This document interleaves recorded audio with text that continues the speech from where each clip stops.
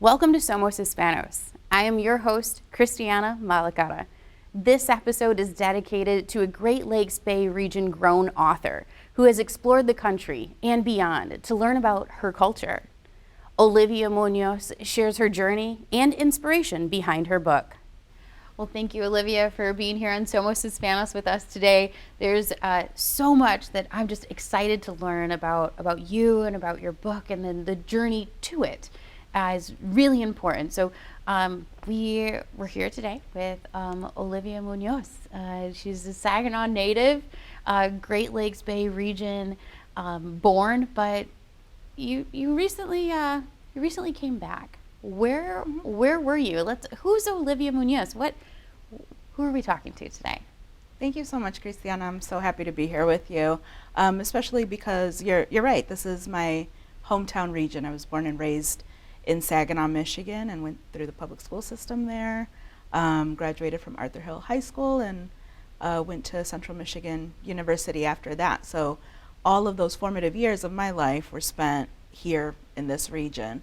And while I was here, I had such a deep connection to my family, my community, my culture, my church, and other Latinos in the area. So it was a pretty happy childhood. And in all that, you asked me who I am in all that, there was so much storytelling that happened at our kitchen tables or while we were out. Just this week earlier when I was at a softball game, my godmother was talking about back in the day, Hoyt Park used to fill up. There were all these families out playing and stuff, and just the way that she talks is so delicious. So I have a real grounding and foundation in community and storytelling that I think really motivated me to capture some of those voices, some of those stories in what I hope is a poetic way. And so that's kind of what led me to be a writer in lots of different ways, but most recently in poetry. But before coming back, I was doing this program called Semester at Sea, which was a study abroad program for college students. I've worked in university administration for a long time. I'm a student affairs professional, and so I was able to travel with students to a lot of different countries, including Kenya, South Africa, Morocco, Portugal, Spain, lots of places, and then came back to Saginaw to be with family for a while I decide what's next in life for me. So in the act of storytelling, we all know that it's so important to share, right? Because sharing is essentially the foundation of a next generation of community. But here's an offbeat question for you. While you were out traveling, traveling and exploring the world beyond the Great Lakes Bay region walls, and you're in Portugal, you're in Kenya, did you ever find any similarities compared to the Latino culture when it came to storytelling? Oh my gosh, so much. It's one of the things that I really try to make students think about, and that I do too, is just a natural, what are the ways that we're similar to folks? What are the ways that we're different?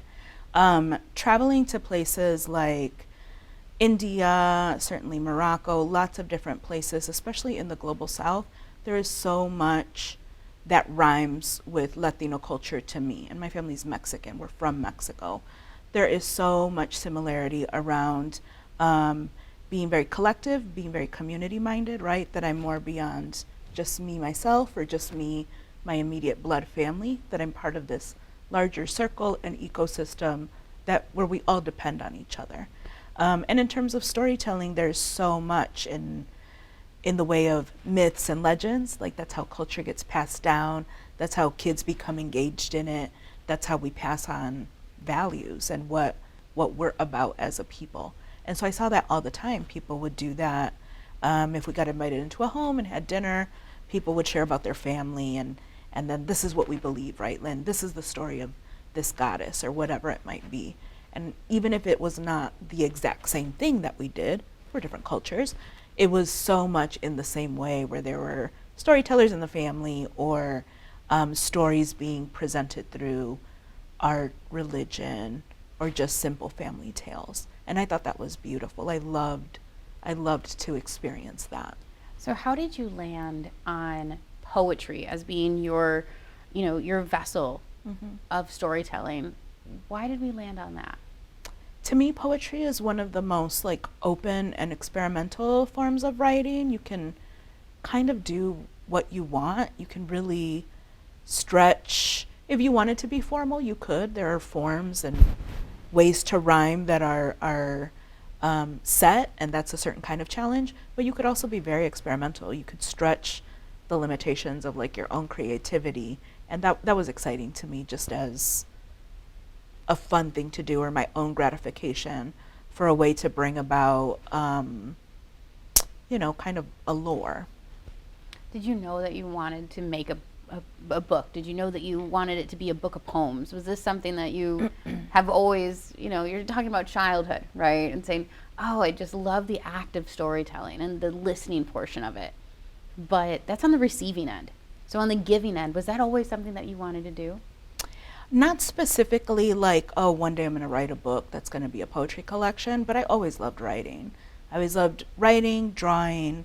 I loved watching performances. So the arts was really the realm in which I saw like beauty, history, documenting things. Like that's really, to me, like the epitome of human existence, to put it grandly. But I did like writing all the time. Even as a kid, I would write little stories, or maybe write a poem or something that I thought was song lyrics. And I just kind of had little writing, had my journals. But it wasn't until, honestly, very, very recently that I was like, oh, what can I do to be serious about this? How can I study it deeper? So I've taken like workshops and things like that.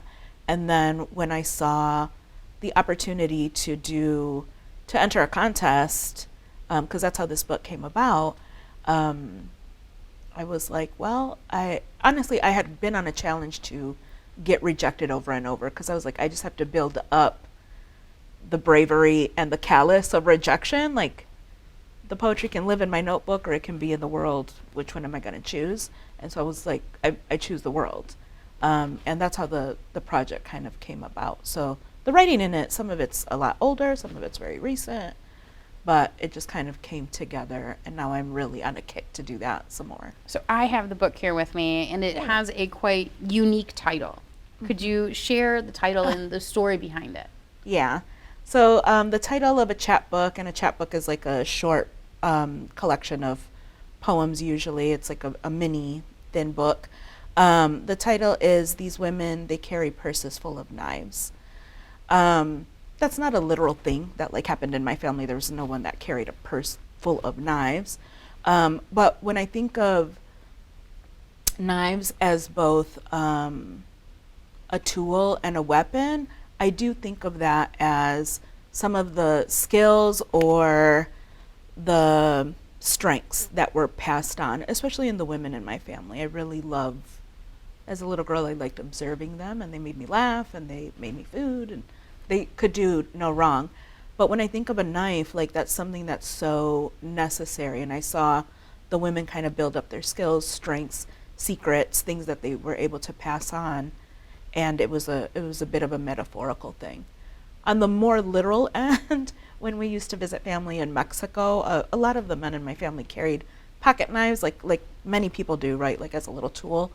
And to cross the border, because that could be seen as a weapon, they would often give them to me as a little girl to put in my purse. So it was just a funny image to me to be a little girl carrying knives, just so that they wouldn't be stopped. They were a tool, not a weapon, but they were like, they won't suspect a little girl. And I like poetry to be that unsuspecting vehicle that brings about like all these surprises that you didn't know maybe somebody had. So I was kind of working with a few images there for that. And I also thought like let's do, let me do my big one. Like, yep. This will get attention if nothing else. And one of the judges for the contest was like, yeah, the title alone was like an eye catcher.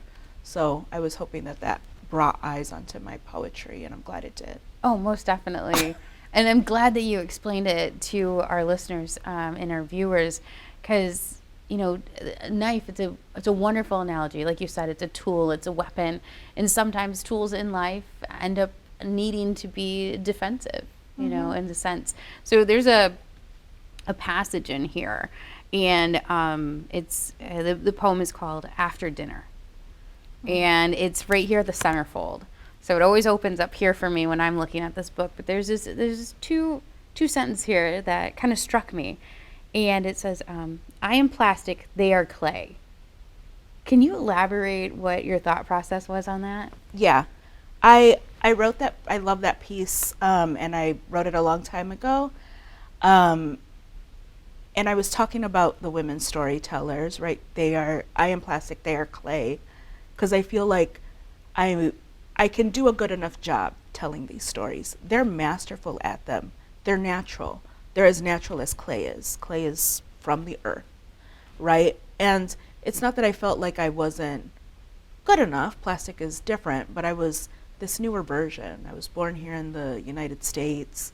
My writing is in English, not in Spanish, in the way that I'm hearing them tell it. So I was like, I'm a different form than they are. To me, they felt so much more natural and grounded in the tradition of who we were. And so that's what I meant by that. So I didn't feel bad. I didn't feel less than them. It just felt like they were from such a more natural kind of storytelling tradition. That's beautiful. Yeah. So I've read the book, I've shared the book, but I'm already suspenseful of what's next. So can we share what maybe some thought processes that you're having as a creative person? Yeah. And thank you for asking it in that way, because it's so scary to say like, oh, here's my next project, and then what if I don't do it? So I'll tell you what I'm obsessed with right now. Yes. And this is 100% because I'm back in Saginaw and around family and friends that I'm seeing after a long time. But back in the day, like from the 1930s and 40s to about the 1970s, 80s, there used to be like Mexican-American softball teams. And that's what my godmother was talking about when we were talking about softball in Hoyt Park that used to fill up. So there were lots of teams, Los Águilas, Tequileros, like lots of groups. And I'm obsessed with a community that was built around these teams that would do this for recreation of all Mexican players, right? They'd be selling tacos in the park, and there's music, kids, and people would come and hang out. So I'm really obsessed with that period, and I'm obsessed with the recreation of it all and how that was a community builder. Where this obsession will go, who knows? In my mind, I hope it's like a story or something, but that's really what I'm digging into. I want to interview folks and get stories and learn from them and see what happens. So let's just say that we have a young viewer who is kind of tuning in and just saying, wow, she's really making it happen. I have these same thought processes. What would you tell them? I would tell them to not be afraid to indulge in what is really catching their eye, right? Like if you're into whatever you're into, kind of geek out about it. It's so fun to just really deep dive into what your interests are. Follow that obsession, follow that passion. Read a lot if you can, like whether it's audiobooks or things like that, but read a lot if you can. And then do what I did, which is to challenge yourself to put something out into the world. It's super duper scary. Everybody has an opinion. Everyone can, that offers opportunity for folks to tear you down, but try your best and try to put some work out to see what can happen from that, right? If you have that idea, that means that idea is calling to you. So give it some time and energy. So these women, they carry purses full of knives. Where can we learn more? Where can we order a book and kind of follow your journey? Yeah, I mean, you can order the book from me. The publisher is the Southern Collective Experience. That's the name of the publisher, but they basically printed off a big haul for me. I have a website, oliviamuñoz.com, and so there's a form there to order it, and I'm also on Instagram. Wonderful.